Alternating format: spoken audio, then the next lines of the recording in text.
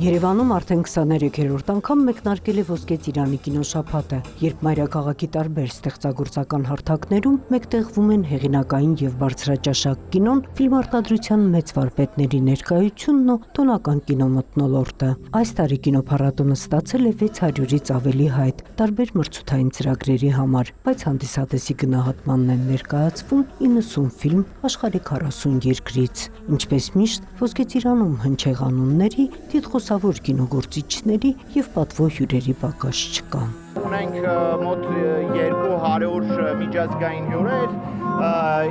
ինչպես միշտ ամենաբարձր վարկը եւ հեղինակությունը վայելող արվեստագետներ, Օսկարակիր Պավել Պավլիկովսկին, հանճարեղ օպերատորներ Բրունո Դյուլբոնելը, Մահմուդ Քալարին, Շիամուս Մաքարվին,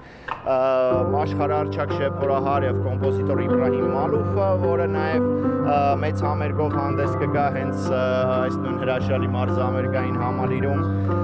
բազում կրթական ծրագրեր, համագործակցություն արտադրական Կաննի կինոփառատոնի հետ, ցուցահանդեսներ։ Փառատոնի հիմնադիրները Հարություն Խաչատրյանը, Միքայել Ստամբոլցյանը եւ Սուսաննա Հարությունյանը ձևավորված ավանդույթի համաձայն պաշտոնապես տալիս են 23-րդ Ոսկե ծիրանի մեկնարկը։ 23-րդ փառատոնը Ոսկե ծիրան հայտարարել բացված։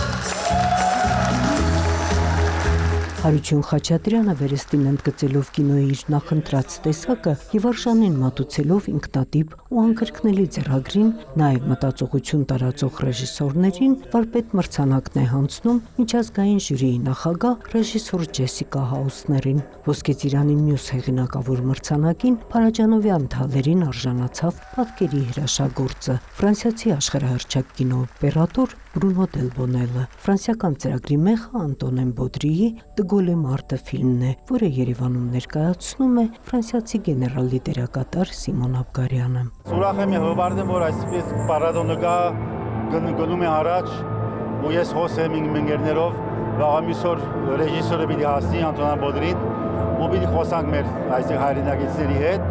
Կինոփառատոնի բացման ֆիլմը Թամարա Ստեփանյանի Արտոյի երկիրը հայ-ֆրանսիական արտադրության ֆիլմն է, որի վրա ռեժիսորն աշխատել է շուրջ 1 տասնամյակ։ Սելինի եւ Արտոյի սիրո պատմությունը վերածելով պատերազմի մշտական ցավը թաղելու մասին նուրբ ու հուզիչ կինոպատումի եւ կինոլուսարձակի տակ պահելով մեր չսպիացող վերքերի պատմությունը։ Մեծ պատասխանատվություն է, որտեղ ես փաստորեն առաջի անգամ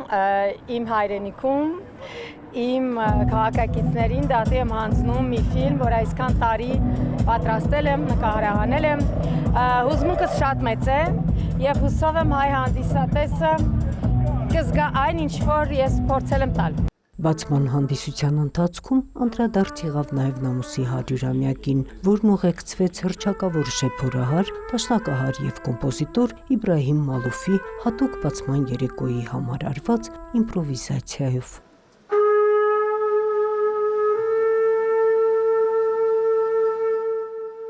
Նունե Ալեքսանյան, Ռաֆիկ Սողոմոնյան, լուրեր։